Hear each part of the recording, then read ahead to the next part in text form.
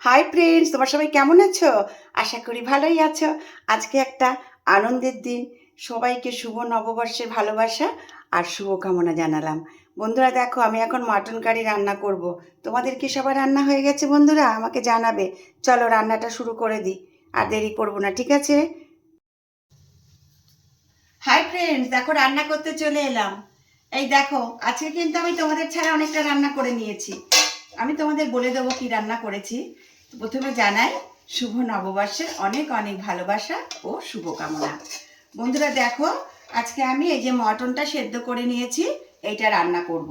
আর এখানে আমি দেখো পেঁয়াজ, রসুন, আদা প্রথমে আমি ভালো করে ভেজে পেঁয়াজ টমেটো ভেজে নিয়ে আদা রসুন কষিয়ে নিয়েছি। তারপর আলুটাও আগে ভেজে নিয়েছি। তারপরে আমি এর মধ্যে ধনে জিরের গুঁড়ো, কাশ্মীরি মির্চ, লঙ্কার গুঁড়ো আর একটু গোলমরিচের গুঁড়ো দিয়েছি। আর পরিমাণ মতো হলুদ দিয়েছি, স্বাদ মতো লবণ দিয়েছি। দিয়ে দেখো আমি মশলাটাকে ভালো করে কষিয়ে নিয়েছি।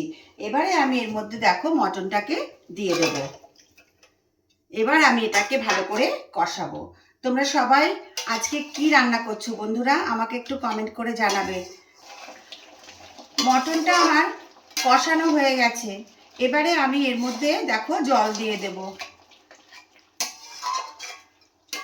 তোমরা কারা কারা এইভাবে রান্না করো বলবে।